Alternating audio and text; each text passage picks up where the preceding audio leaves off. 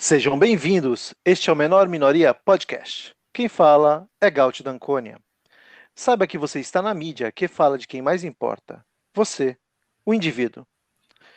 25º episódio, Fraga. E aí, cara? Show de bola, cara. Muito legal. Aí 1/4 de 100. Daqui um pouquinho a gente chega lá. Sim, um pouco mais de um ano nessa dedicação para falar de liberdade individual e tem sido bastante bacana.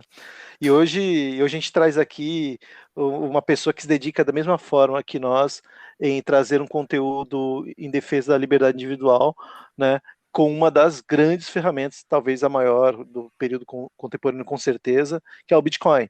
Mas nesse episódio a gente vai explorar um pouco mais dele e o nosso entrevistado de hoje é o João Grilo, do podcast 21 milhões. João, seja bem-vindo, obrigado por aceitar o nosso convite, cara. Pô, prazer o meu. Obrigado pelo convite, Gaut e Fraga. Feliz de estar aqui batendo esse papo com vocês.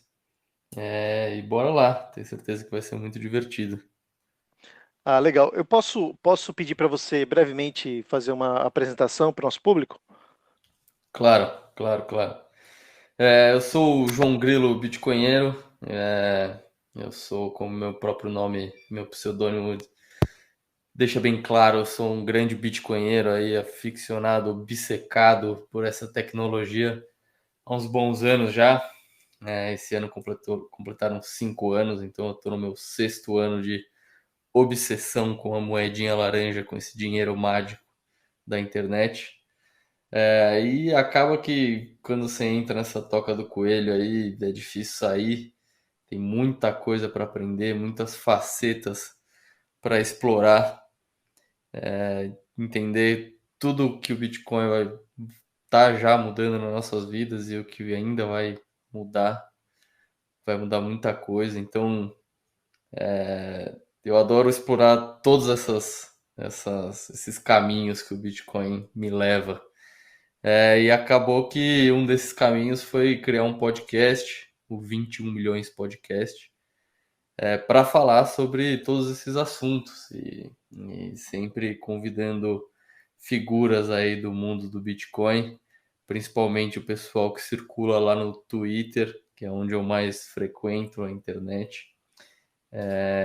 Enfim, tem sido uma experiência muito interessante. Vai fazer um ano agora em junho, se não me engano.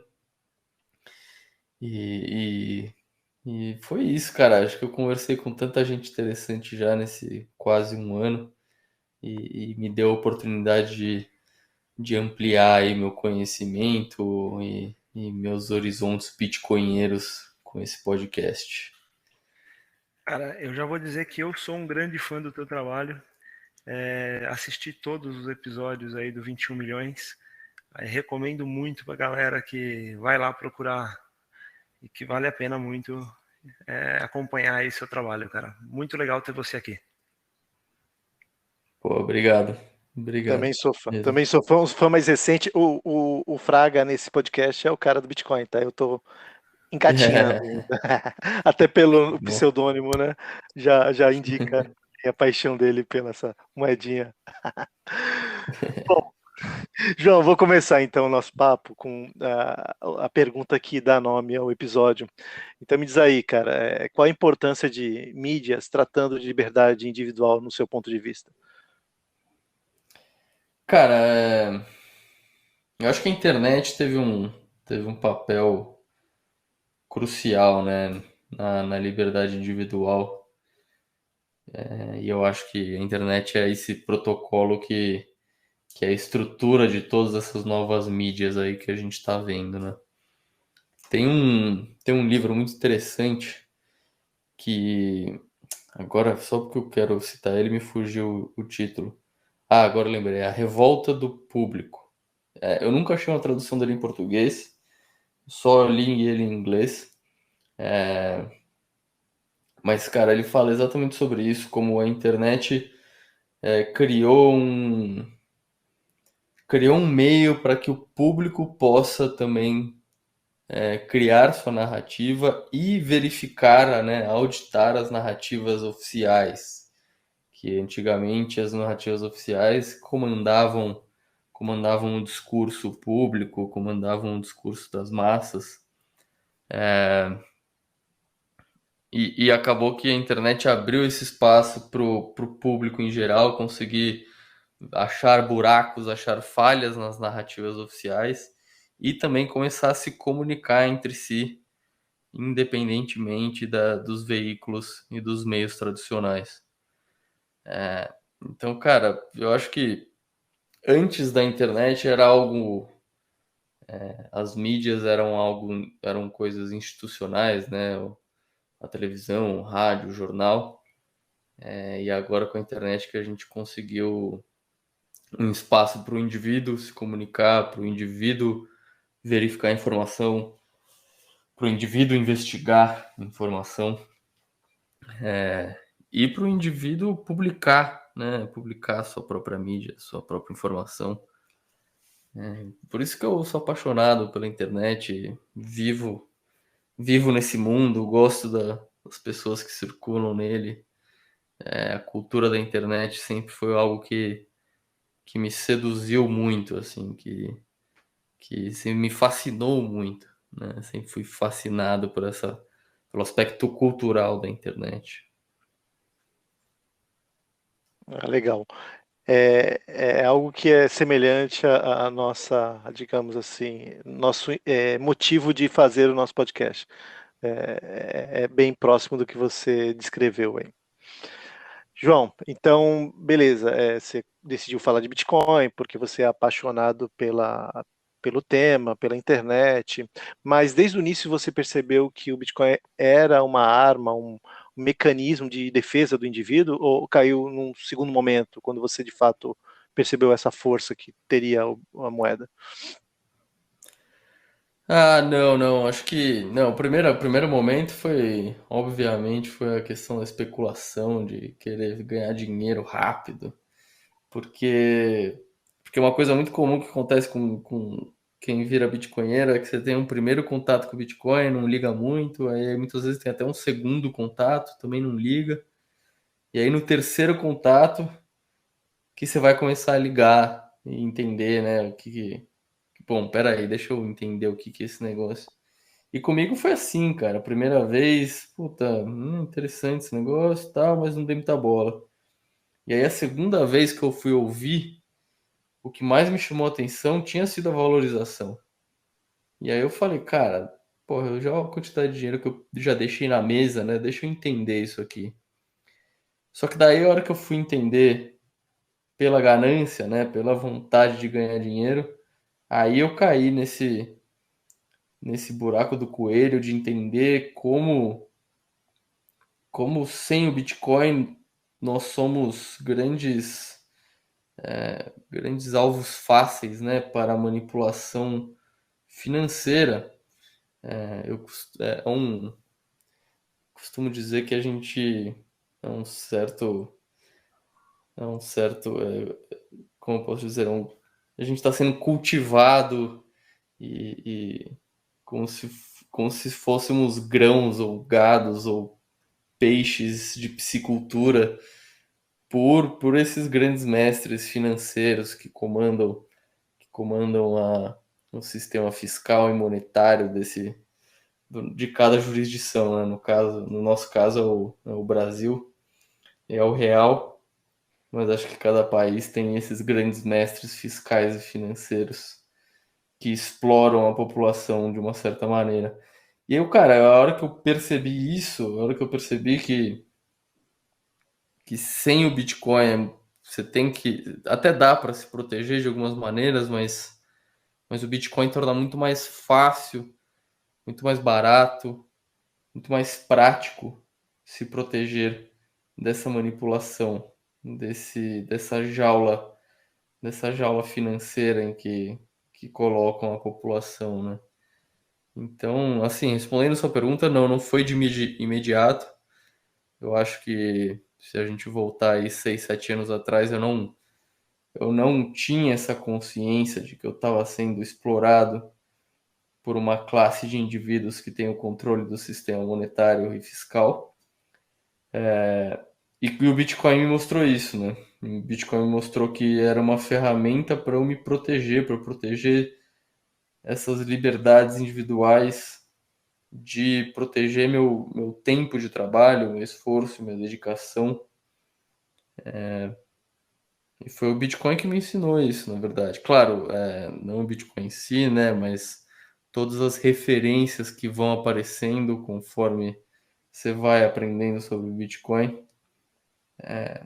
Então foi foi a jornada bitcoinheira, o buraco do coelho que me ensinou. Eu entrei nele para ganhar dinheiro e fiquei para garantir minhas liberdades individuais. Essa trajetória que você descreveu é bem semelhante à do Fraga, né? E eu sou um tanto distinto, eu comecei lendo um pouco mais sobre escola austríaca e foi meu caminho.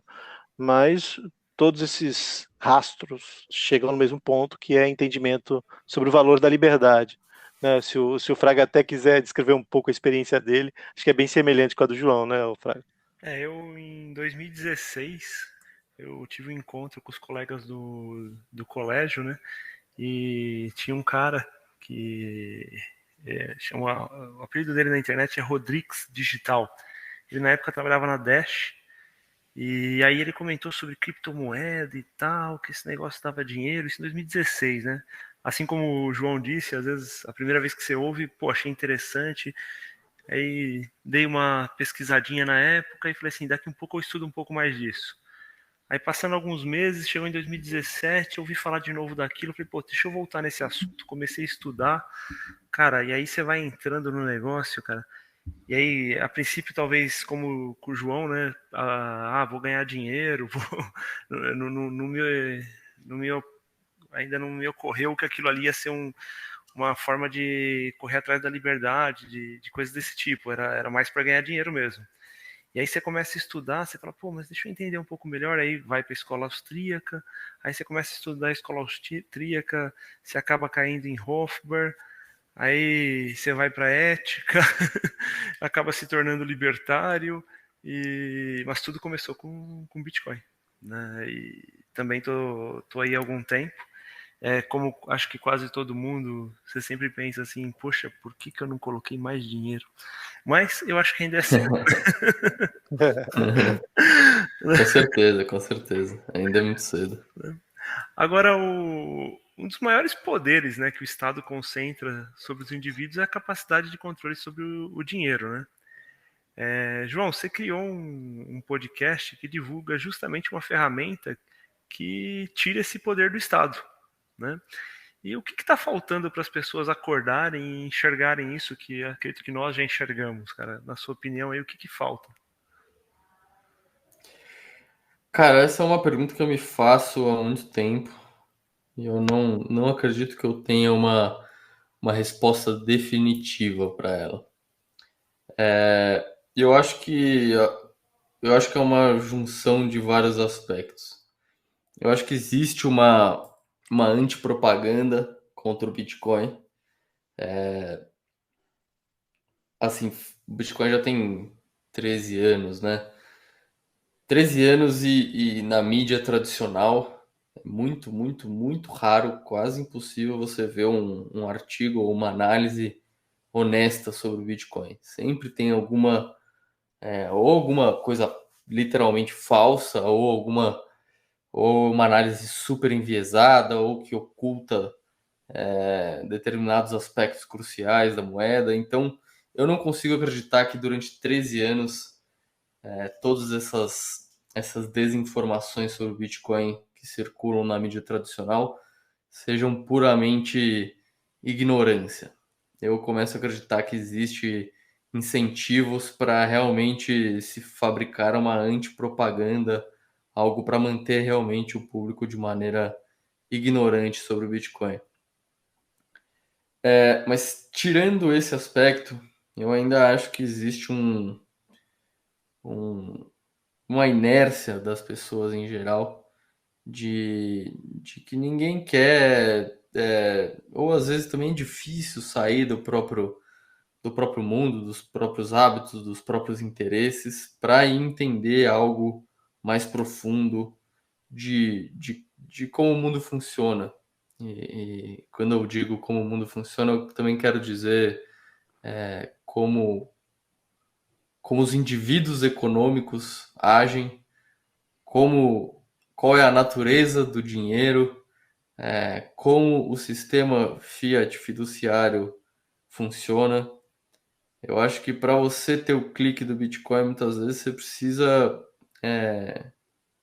pelo menos pesquisar um pouco, chegar nas primeiras camadas desses temas, até você entender que o Bitcoin realmente é algo muito difícil de parar e praticamente inevitável.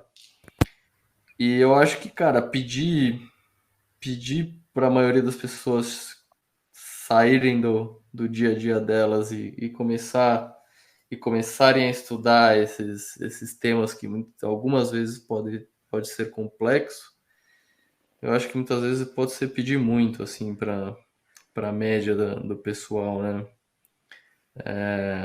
Eu já tive mais esperanças e menos esperança de que o cidadão médio vai entrar nessa trajetória, vai estudar esses temas, vai perceber que está sendo explorado. Mas não é fácil, cara, não é fácil. Ainda mais com essa antipropaganda que eu mencionei, acaba afastando as pessoas desses temas. História do dinheiro e sistema monetário e fiscal não é algo que é ensinado nas escolas. Obviamente, também acho que tem interesse por trás dessa questão.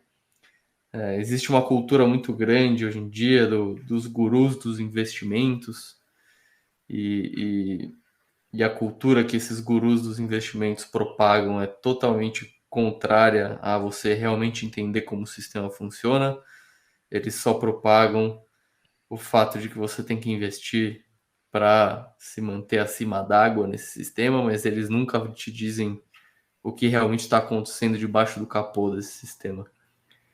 Então eu acho que é uma junção de vários aspectos culturais e uma antipropaganda que acaba não deixando a maioria das pessoas se aprofundar no assunto.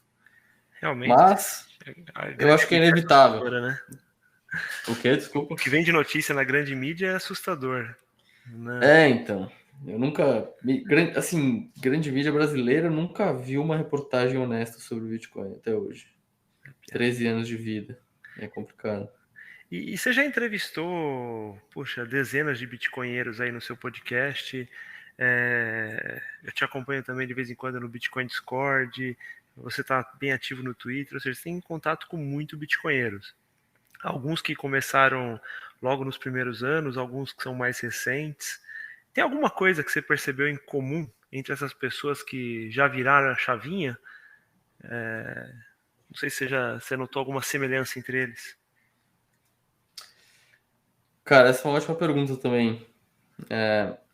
Eu acho que, assim, se fosse a maior semelhança que eu poderia te dizer, eu acho que é um perfil de pessoas que não tem muito respeito por autoridade por si só. Então, se alguém que tem uma notoriedade ou algum certificado em papel, algum diploma, é, vier vem dizer alguma coisa para essas pessoas e ela espera que essas pessoas acreditem que seja verdade, simplesmente pela autoridade e notoriedade da pessoa, isso não vai acontecer, sabe? Esses bitcoinheiros que são essa leva aí de inovadores mesmo, né? De pioneiros, eu acho que é uma população que não acredita nos outros só pela notoriedade ou pela autoridade de quem está falando. Eu acho que é uma galera que sempre vai atrás, quer entender por si próprio, quer checar a narrativa. São pessoas, em geral, bem céticas e do contra, vamos dizer assim. Tem muito Acho libertário, que isso eu essa. venho notando. Sim, sim. Mas o libertário é um cara desse, né? O libertário é um cara É a que descrição que você deu. vai contra, né? Perfeito. É a Diga, diga, descrição que diga. você deu, exatamente. Então, libertário é um cara que olha esse status quo mais coletivista, né, que hoje em dia existe, e ele fala, não, peraí, não é bem por aí, não é porque eu, sei lá, não é porque o cara que tá aparecendo no jornal tá falando que a gente tem que seguir, que, por exemplo, o banqueiro central tem que setar o valor do dinheiro, não é só porque ele está falando isso que eu acho que é certo. Deixa eu ler aqui a história do dinheiro, deixa eu ler esses economistas austríacos que estão falando que o governo acabou com o nosso dinheiro, que não está respeitando nossas liberdades individuais de poupar. Então, eu acho que o libertário tem disso também, né? Tem de contrariar a narrativa oficial, assim. João, deixa eu aproveitar um pouco também esse relato seu, né, nesse contato no podcast ou até na internet, nessa cena Bitcoin, se a gente pode dizer assim, né? Você já percebeu alguém relevante, alguém que é conhecido, que de alguma forma, não precisa citar o nome, tá? Mas de que alguma forma não entendeu o valor da moeda nesse sentido de liberdade individual, ou até despreza essa característica da moeda, ou não? É algo que não acontece. Cara, eu acho que dentre os meus entrevistados isso nunca aconteceu. Eu acabo sempre selecionando pessoas que eu acho que tenham, que acho que já demonstraram que são bem bitcoinheiras, assim. Mas pela internet aí, pelo Twitter, isso acontece muito, né, cara? Principalmente quem tá envolvido com o status quo financeiro, né? Então, quem tá perto dessa estrutura poderosa financeira que são os bancos, são o Banco Central, são essa indústria toda do investimento, né? Gestores, corretores, assessores de investimentos, toda essa estrutura financeira, esse status quo financeiro, quem está perto dele e se beneficia dele, acaba cara, é muito difícil, né, a pessoa enxergar o que é o Bitcoin em si. Tem uma citação muito boa, eu não vou saber o nome do cara, eu posso até procurar aqui, mas é uma citação basicamente, eu vou parafrasear porque eu não lembro exatamente, mas o cara fala que é muito difícil você convencer alguém a entender algo quando o salário dela depende dela não entender aquilo. Então eu acho que é meio por aí, cara. Tem muita gente com notoriedade que não entende o Bitcoin, mas você vai a fundo, você vai ver que ela está muito perto do status quo financeiro e ela ganha muito dinheiro com isso, então vai ser difícil ela entender mesmo, ou talvez se entenda, é capaz que fique revoltada e vire um hater, vire um no-coiner, né, como a gente chama. Tem um artigo muito legal, não sei se você leu, que o Dove, acho que fez um vídeo a respeito dos Faria Limers. Não sei se você conhece. Que ele comenta do pessoal que. Tradicional, né? Aquele cara que trabalha lá no bancão, no meio de uma dessas avenidas, dessas grandes avenidas que tem nas cidades aí. E esse cara, ele tá tão dentro do sistema que o cara, por mais inteligente que ele seja e tudo mais, ele se recusa a entrar nesse meio. Eu falo porque eu tenho colegas que estão exatamente nessa condição, cara. Quando eu ouvia o Dove narrando lá no canal do Bitcoinheiros esse texto, eu achei fantástico, cara. Mas é isso mesmo, né? Se o cara realmente for honesto com a análise dele do Bitcoin, ele vai ter que ser honesto com o fato de que aquela indústria que emprega ele tem algumas.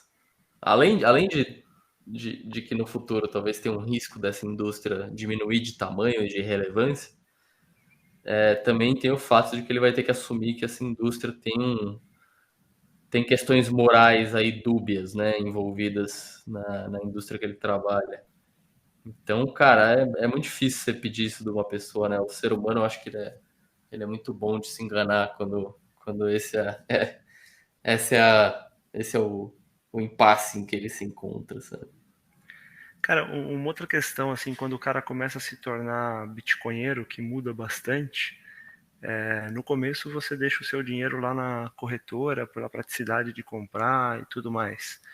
e depois quando você começa a se tornar bitcoinheiro, você começa a querer tirar o dinheiro de lá. Na tua visão, qual que é a diferença entre ter um dinheiro, ter o seu Bitcoin numa corretora ou quais são as outras formas que você recomendaria para quem quer entrar nessa toca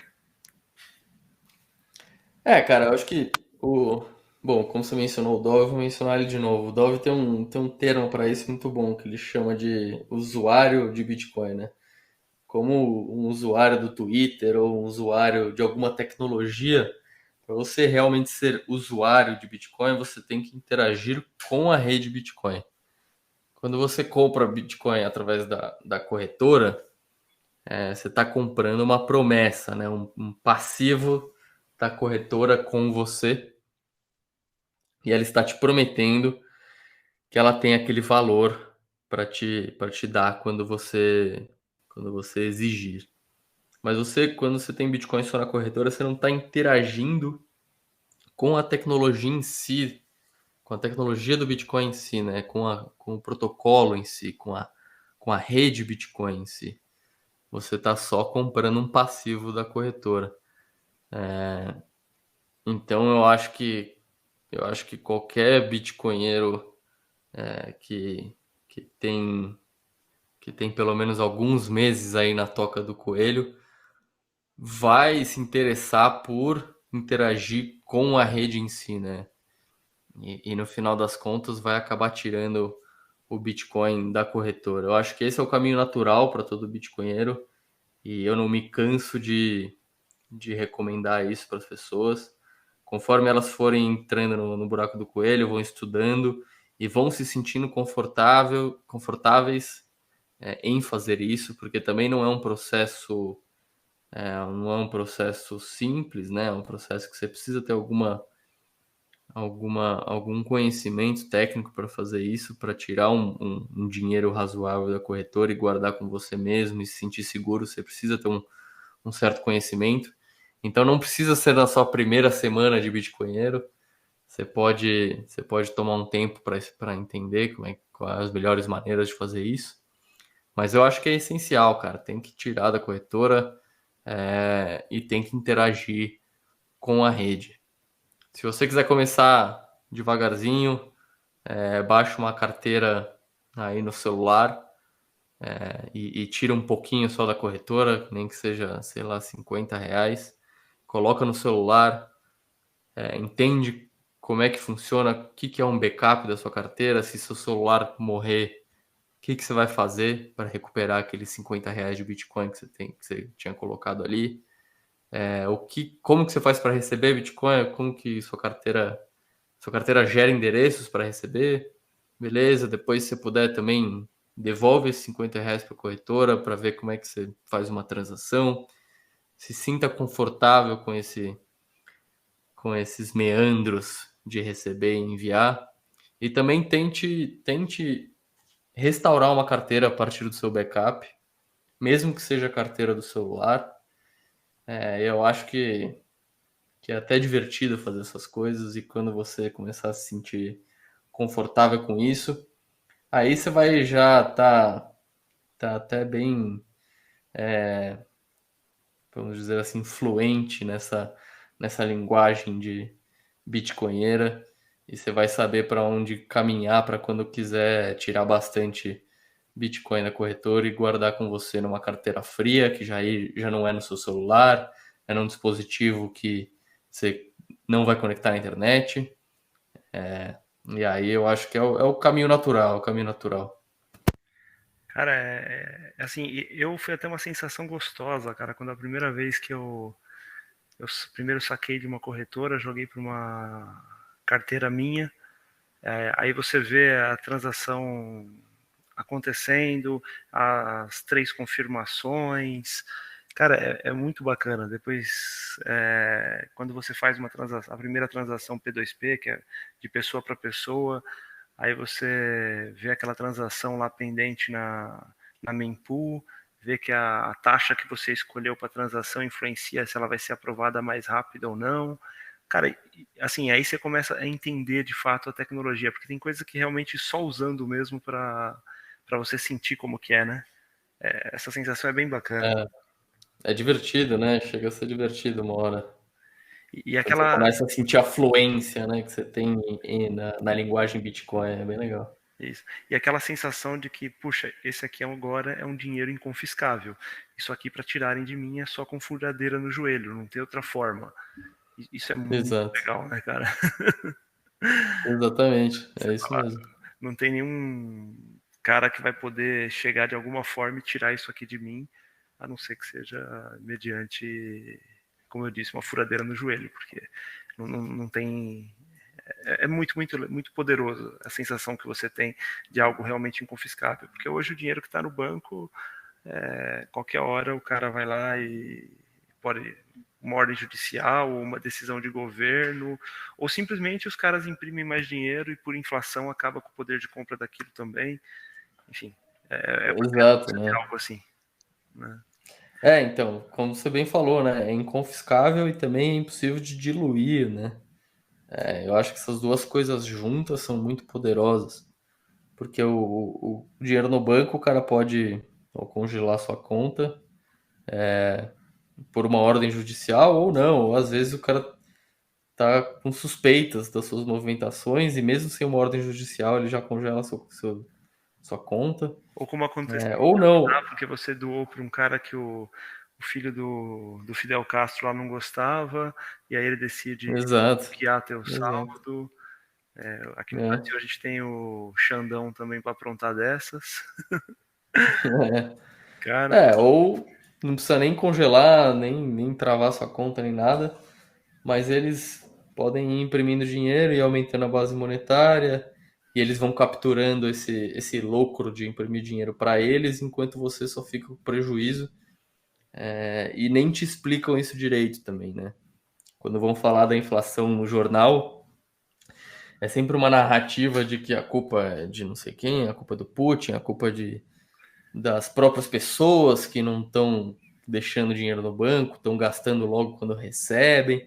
Sempre tem alguma desculpa de por que, que esse fenômeno, essa catástrofe natural chamada inflação está acontecendo, mas nunca te falam que a decisão de imprimir dinheiro e aumentar a quantidade de moeda num país é uma política, né? Não é uma catástrofe natural, ela é uma política. ontem teve, acho que na abertura do vídeo dos Bitcoinheiros, a gente está gravando aqui no dia 28 de abril, para quem quiser ir procurar, deve ser do dia 27. Eles colocam um vídeo muito legal, né? Que os caras chegam em 2020, por volta acho que de abril, e os Estados Unidos tinham impresso uma porção de dólares, né? Criado dinheiro do nada, como sempre. E aí os caras chegam pro Biden e falam assim: mas e a inflação? Não, não vai ter inflação. Aí depois passam uns 2 meses, perguntam de novo, e a inflação? Não, não tem inflação. Aí passa mais uns 3 meses, aí perguntam para Janet Yellen, né? E a inflação? Não, não tem. Aí quando foi chegando o final, enfim, eles foram perguntando isso até final de 2021, quando começou o bicho pegar lá a inflação, né? E aí Uhum. então, é um pouco de inflação, a gente não sabe bem o motivo É, e tal. Aí agora os caras já começaram, não é culpa do Putin. não. E Não, a gente não pode esquecer que eles tentaram vender que a inflação era transitória, né? Quantos isso, meses não se passaram deles falando, não, é transitória, deve acabar, daqui uns meses deve acabar. E aí eles abandonaram depois também essa narrativa. E, não, e não tem nenhum tipo de desculpas, né? Nem repercussão deles terem errado e terem falado esse absurdo por tanto tempo. É meio que continua a vida, é isso. Agora não é mais transitória, mas a credibilidade do Banco Central continua a mesma e tem que ouvir eles. É um eles absurdo. fazem, acho que a maior impressão de dólares da história, e aí a inflação é a maior dos últimos, acho que 30 anos, ou algo parecido com isso. E não coincidência, não, é o Putin. Exato, é a narrativa oficial que manda no público, né? Ou até antes da internet era o que mandava, era o que tentava mandar, né? Agora, fazer um exercício aqui de imaginação, né? É, tem muita gente que tem medo do que pode acontecer com o Bitcoin, de que formas que o governo pode proibir ele, ou coisas desse tipo, né? Aí eu queria que você imaginasse se você fosse um parasita público aí, um deputado, um presidente, sei lá, qualquer coisa com poder para criar leis para atrapalhar o Bitcoin. O que você acha que você conseguiria fazer e que você conseguiria causar para o Bitcoin? Você tem uma imaginação aí do que daria para ser feito? Cara, eu acho que assim, se eu só quisesse, sei lá, se eu não fosse realista, eu só quisesse criar leis aleatórias para tentar coibir o uso do Bitcoin ou a adoção do Bitcoin, eu acho que dá para fazer qualquer tipo de lei, né? Desde proibir a posse do Bitcoin, ou proibir só instituições autorizadas pelo governo podem interagir com a rede do Bitcoin. Eu acho que assim, se o cara não for realista, ele pode fazer a lei que ele quiser, né? Agora, o problema é se o cara realmente começar a querer fazer leis que podem funcionar. Aí eu acho que fica muito mais difícil. Então assim, não sei o que eu faria se eu fosse um governante querendo acabar com o Bitcoin. Eu ia me sentir impotente de alguma maneira.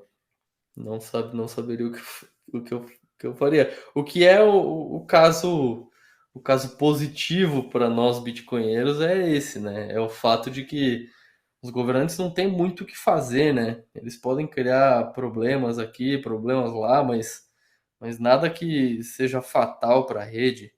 E aí, no final das contas, a rede vai acabar vivendo mais tempo do que esses parasitas. É uma Eu, rede eu, eu, centralizada, né? É difícil você conseguir atacar uma rede que não tem quem ser atacado. Exato. eu não quero subestimá-los, né? Mas me parece muito difícil, porque se eles começarem a usar e entender, talvez eles queiram usar essa ferramenta para o joguinho deles, né? E Também, é fazem isso, verdade. com certeza. É, é. Eu acho que existe até um. Eu acho que existe até um incentivo para os políticos que não têm acesso à impressão de dinheiro. Por exemplo, lá nos Estados Unidos a gente está vendo isso, né? Os políticos da instância federal, normalmente eles odeiam o Bitcoin. Eles têm uma posição normalmente contra o Bitcoin, porque o pessoal da instância federal é o pessoal que tem acesso à impressão de dinheiro, né? Mas aí você vê os políticos mais amigáveis ao Bitcoin, pelo menos lá nos Estados Unidos, onde essa coisa está um pouco mais avançada, são governadores e prefeitos, que é uma galera que não tem tanto acesso assim à máquina impressora de dinheiro maluca, né? Então, mesmo entre os políticos, dependendo da instância ali, existem alguns incentivos para políticos gostarem de Bitcoin e quererem ser amigáveis com o Bitcoin. E no final das contas, esse também é um grande, grande poder, um grande alinhador de incentivos que o Bitcoin cria ao seu favor, né?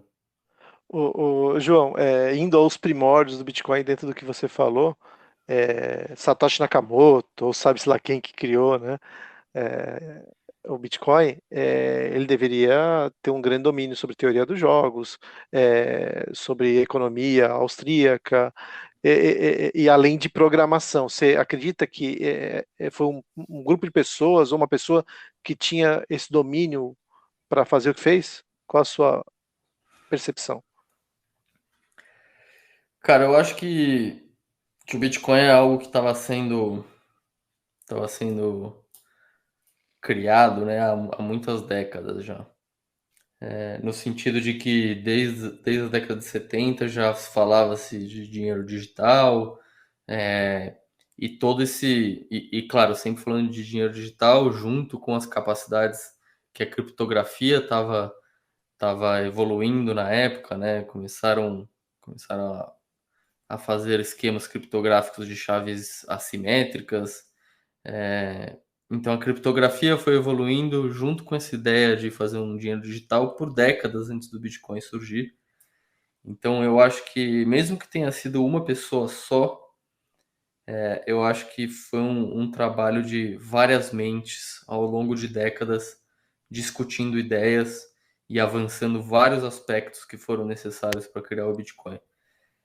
Mas assim, se o Satoshi Nakamoto é uma pessoa ou mais de uma, eu não sei, eu não sou um cara especialista em Satoshi Nakamoto, mas o meu chute é que talvez um cara tenha tido um insight, mas eu chutaria que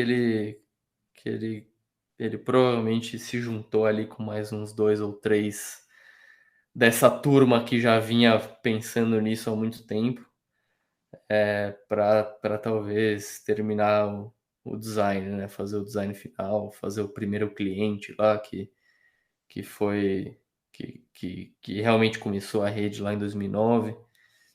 Eu não sei, eu diria que é isso, mas é puro palpite. Eu não saberia dizer se é mais de uma pessoa ou não.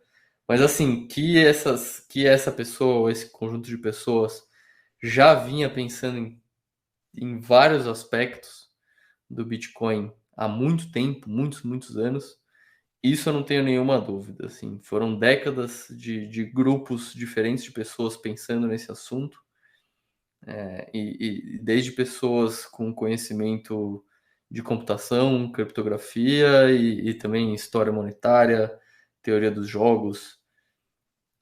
Eu acho que o Satoshi Nakamoto, seja ele quem for, ou seja o grupo de pessoas que for, já tinha todas essas ideias multidisciplinares circulando na cabeça deles ou dele há bons anos, assim.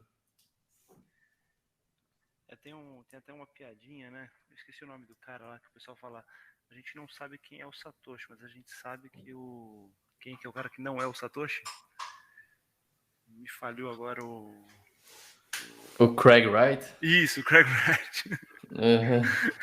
Que é o único cara que diz que ele é o Satoshi, né? Então, esse é o que a gente sabe que não é. Sim, né? Esse cara é um lunático só. Mas o que não falta nesse meio, né, de Bitcoin e criptomoedas é lunático, né? O que tem mais? Tem muita gente maluca, impressionante.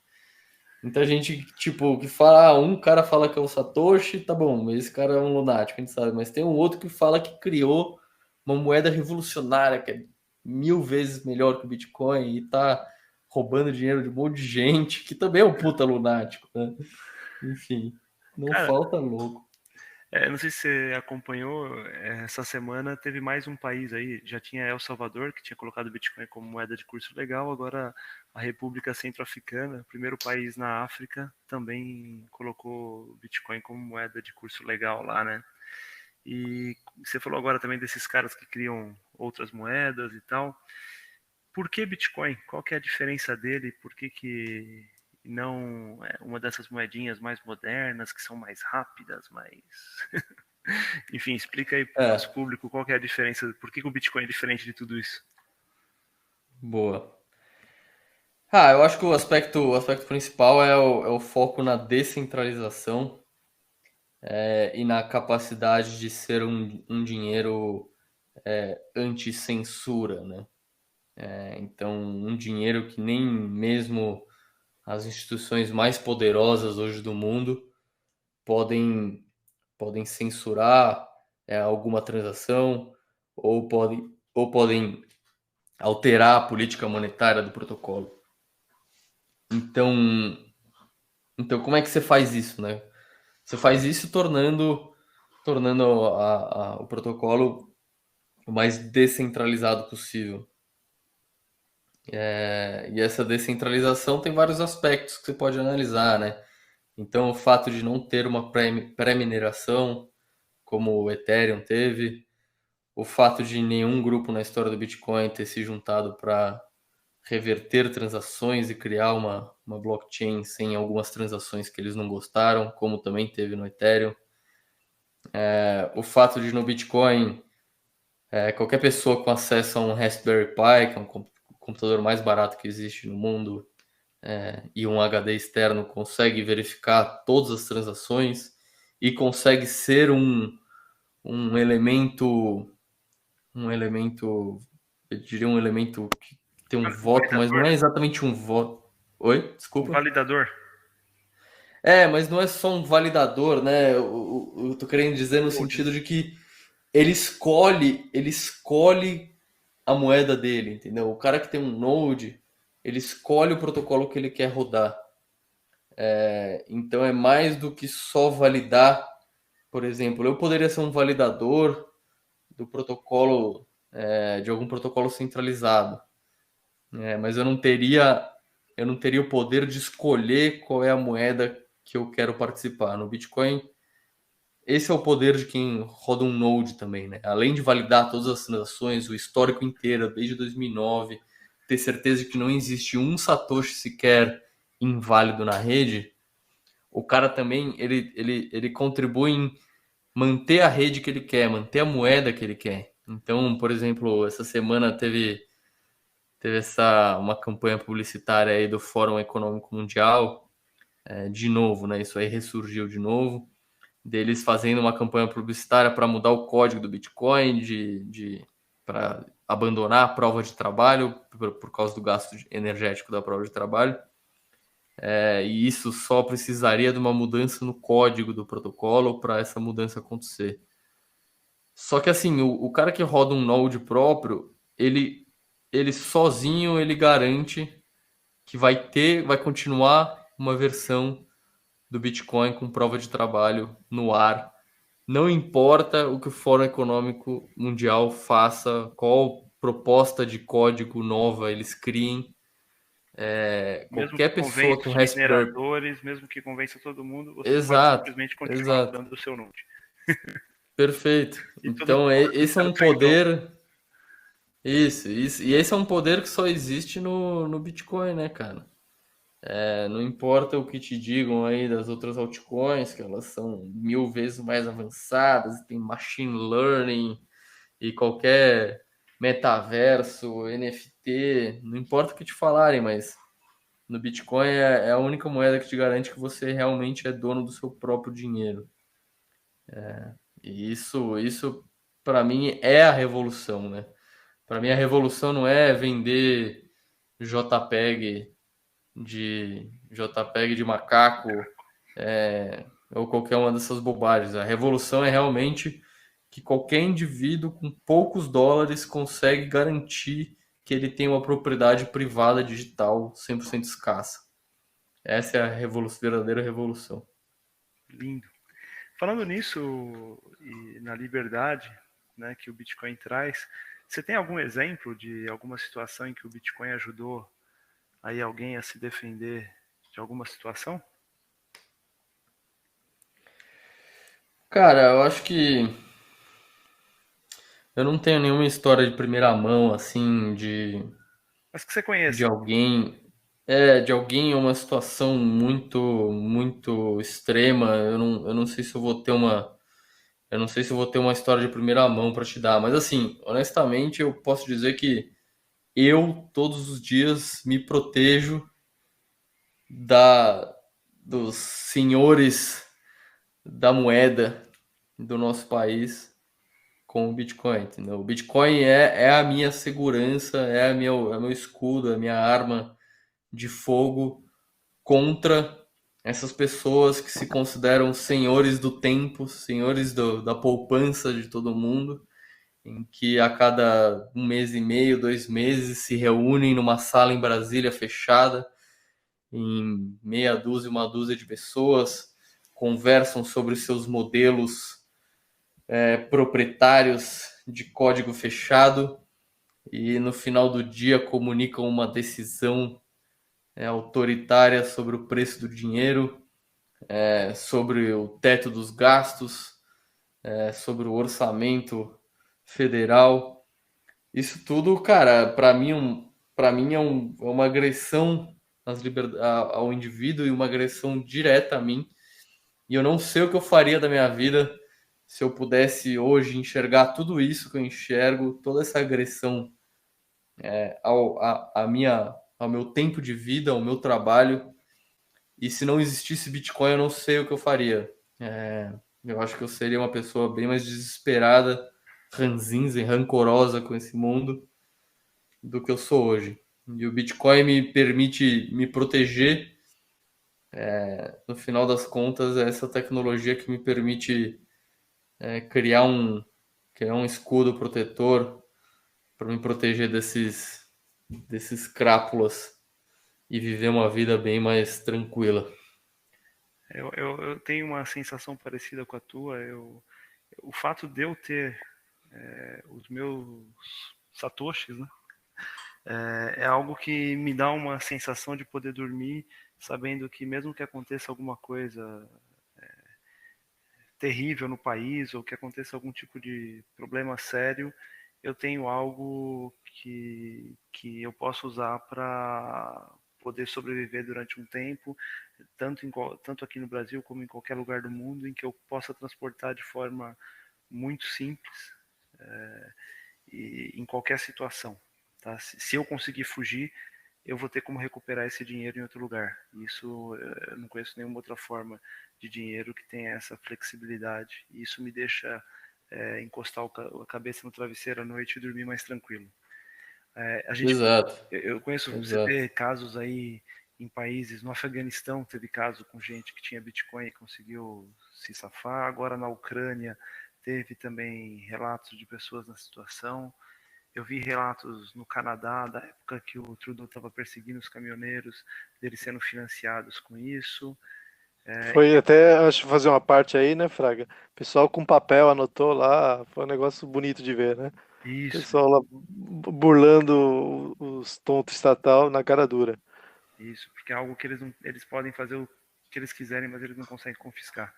E é um pouco daquilo que você falou em relação às moedas, cara. Ué, se você está querendo uma moeda mais rápida, mais eficiente, usa o Pix. O Pix é ótimo. Exato, Fica com ele, você não exato. precisa das outras moedinhas. Já tem Pix. Vai lá. É, Só que tudo que você é. fizer está passando pelo governo e a hora que ele decidir que não quer mais aquilo, ou que ele quiser desvalorizar aquilo que você tem, ou daqui um pouquinho com as moedas digitais de Banco Central, que os caras podem ter por até validade no seu dinheiro, boa sorte. Perfeito. E o que você falou é importante também, cara. Bitcoin é o bem mais líquido do mundo, né? Acho que não tem outro bem que você vai chega em qualquer país e consegue se virar, consegue pagar um aluguel. Se você precisar sair do Brasil semana que vem, você consegue chegar em qualquer país semana que vem e pagar um aluguel, pagar uma estadia, pagar uma comida. Talvez você tenha que, claro, converter o Bitcoin, talvez, para algum tipo de moeda local antes, mas você consegue fazer isso tranquilamente. Talvez a única outra moeda, o único bem que você consiga fazer isso também de forma tão líquida seja o dólar, né? O problema é que se você quiser fugir do país com 50 mil dólares, você não consegue enfiar no bolso 50 mil dólares fácil, você não consegue transportar de maneira tão escondida como você consegue o Bitcoin, né? O Bitcoin, você passa por qualquer fronteira sem nada rastreando você ou seu Bitcoin, e depois quando você chega do outro lado, você resgata eles sem problema. João, acho que fica claro que a gente reconhece o valor do Bitcoin porque a gente reconhece o valor da liberdade individual. Então, esses dois conceitos andam juntos. Quem não percebe isso, dificilmente vai dar o valor necessário ou adequado para o Bitcoin. Perfeito. Não, perfeito. Eu acho bem importante também esse ponto, porque o fato do Bitcoin se tornar valioso, e cada vez mais valioso, é também uma prova de que as liberdades individuais são valiosas, né? E elas existem, e elas são reais. E o ser humano, não importa se você se diz comunista ou socialista, a verdade é que você também dá valor às liberdades individuais, mesmo de maneira inconsciente. E é exatamente isso que faz o Bitcoin ganhar valor, preço, né? Que o preço do Bitcoin aumenta ano após ano, porque as pessoas percebem o valor que ele tem em relação às liberdades individuais. E isso faz com que a gente perceba o quão concretas e reais são as liberdades individuais, quão concretas e reais é o valor que a gente dá, que o ser humano dá para a liberdade individual. Então, sei lá, já ouvi de conhecidos comunistas que liberdades individuais não existem, que é tudo coletivo, esse tipo de bobagem. Mas a verdade é que elas existem, elas são concretas, elas são extremamente ligadas ao que é ser um humano, né? Sim. Uma das motivações também do nosso podcast, a gente não quer fazer engenharia social, tá? Mas de alguma forma trazer para o indivíduo esse tipo de conhecimento, porque eu acredito, acho que o Fraga também deixa claro isso muitas vezes, que a grande mudança vem pela cultura, né? Então, de alguma forma, nós, com nossos podcasts, estamos contribuindo para isso. Você muito mais focado no Bitcoin, nós focados em temas correlatos com a liberdade individual. De alguma forma, tudo isso vai começar a entrar no imaginário da sociedade e, de alguma forma, começa a mudar a forma de perceber a liberdade no médio e longo prazo. Porque o trabalho da turma coercitiva, estatal, socialista, essa turma que é irmão gêmeo, foi bem feito, a gente não pode negar isso. Né? Se a gente tem hoje esse estado de quase demência de muita gente, não perceber a verdade, mesmo sendo tão clara como ela é porque essa gente fez um trabalho fantástico na cultura, fantástico, né, no lado negativo, mas na Sim, cultura e na educação, eficiente, né? né? Exato. Então, Não, né? perfeito. Você tem toda a razão. E só que tem que trazer esses conceitos, né, para as pessoas. Sim, Mas eu acho que assim, a gente que faz esse trabalho de, de, de divulgar liberdades individuais em geral, eu acho que a gente não conta com o financiamento estatal, obviamente, nunca vai contar como o outro sim, lado conta, né? Mas eu acho que a gente conta com algo mais poderoso que é a realidade, né? Eu acho que uma coisa que eu aprendi com a economia austríaca é o quanto o indivíduo econômico, ou seja, as ações e as motivações do indivíduo e não do coletivo, as ações do indivíduo, quanto elas são reais, elas realmente estão enraizadas no ser humano, no que é ser um ser humano. Então a gente tem essa realidade substantiva do nosso lado. Eu acho que isso é algo para a gente ser otimista sobre, sabe? sim. E você percebe que está alcançando pessoas fora da nossa, digamos, bolha, no seu trabalho, ô João? Cara, eu fico feliz, muito feliz quando aparece alguém falando que antes era shitcoinheiro e acabou se focando só em Bitcoin, ou alguém que ainda não tinha caído totalmente a ficha e acabou caindo, acompanhando o meu trabalho. Eu fico bem feliz, assim. Eu não sei ainda se eu consegui converter alguém que já não tivesse um pezinho no libertarianismo, sabe? Nas liberdades individuais. Eu acho que ainda não cheguei nesse nível. Mas acho que já consegui trazer algumas pessoas que estavam em dúvida e estavam interessadas e acabaram caindo na toca do Bitcoin por causa de mim. Vamos ver, talvez um dia eu chegue nesse ponto aí de converter alguém que nunca tinha ouvido falar de liberdades individuais e economia austríaca e talvez tenha virado bitcoinheiro por causa de mim. Eu acho assim, existem duas forças para as pessoas começarem a compreender mais o que é o valor da liberdade. Uma das forças é esse que nós estamos fazendo aqui, muita gente faz esse trabalho bacana, mas tem uma outra força que é o Estado. O Estado, muitas vezes, faz suas besteiras e desperta alguma coisa nas pessoas. Então tem essa outra força aí que às vezes nos ajuda, né? Ninguém ficou Total, mais 100%. libertário do que a Dilma, né? Não, mas acho que tem razão mesmo. Eu acho que tem eventos que traumatizam as pessoas do coletivismo, né? E, querendo ou não, talvez inflação, hiperinflação seja um desses. Não sei se a gente vai. Quanto tempo demoraria para a gente voltar a ver isso no Brasil, mas se acontecer, é capaz. Aí você segura no bote salva-vida que nós temos e a Exato. turma que aprenda. Aprenda na dor, infelizmente. Exatamente. Ô, Bitcoin ô, é João, algo que é melhor você ter antes de você precisar, né? E como diz, exato. cada um vai pagar o preço que merece. Sim, sim, é Perfeito. verdade. É verdade. Alguns mereceram um preço muito mais baixo que nós, com certeza, né? Mas ainda estamos na Com certeza. trajetória. Isso vai. E quem demorar demais vai merecer também o que vai pagar. Verdade. Exato. Ô, João, vou encaminhando aqui para o fim do nosso podcast. Mais uma vez, obrigado. Foi um papo bem bacana. E, bom, eu gostaria que você fizesse os comentários finais e também deixasse aí para o nosso público seus pontos de contato, falasse do seu podcast, seu trabalho, tá? Fica à vontade, cara. Boa. Cara, acho que de considerações finais, queria reforçar o quanto o Bitcoin é uma ferramenta de autodefesa para o indivíduo.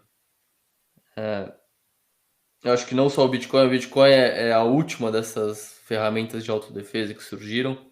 Eu acho que começou com a criptografia lá no meio do século passado e a coisa foi evoluindo. Criaram a internet, que também é um baita veículo de expressão individual, de comunicação individual, de você também conseguir fazer uma própria pesquisa sobre as narrativas oficiais, não só aceitar o que vem dos veículos tradicionais.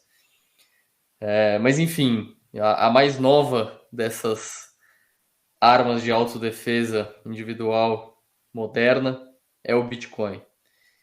E provavelmente, pelo menos na minha percepção hoje, é uma das mais revolucionárias que já surgiram na história.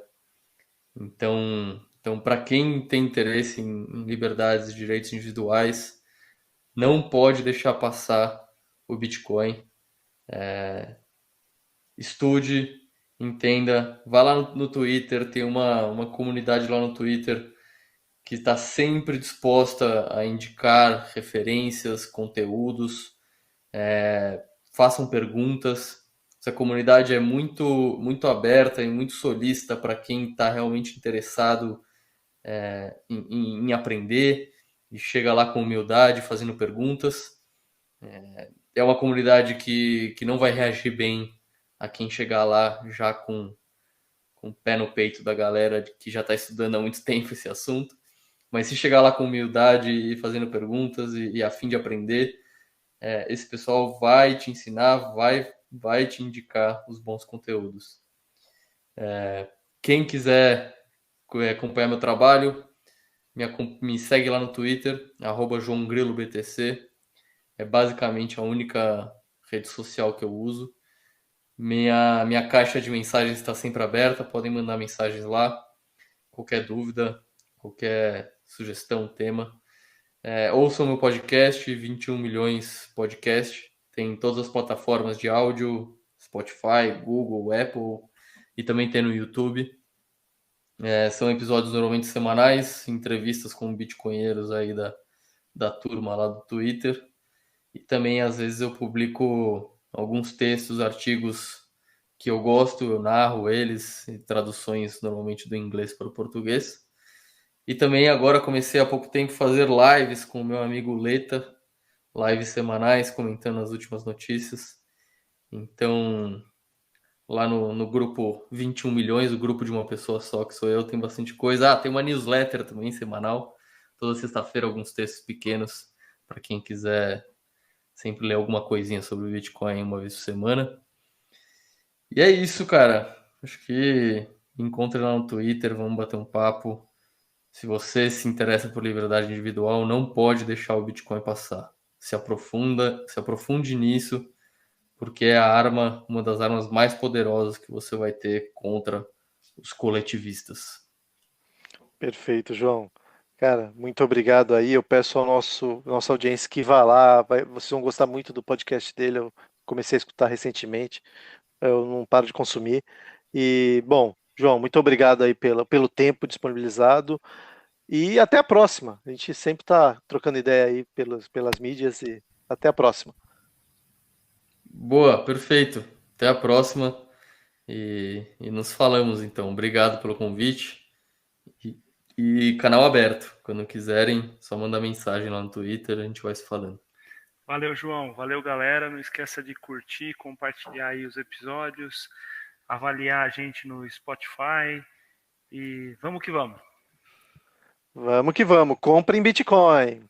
É isso aí. Abraço, galera. Até mais. Para evitar qualquer mal-entendido, que fique claro: esse episódio, principalmente a mensagem final, não é uma recomendação de investimento, e sim um comentário que desperte o senso e o valor pela liberdade a partir do indivíduo. Muito boa noite, galera. Um abraço.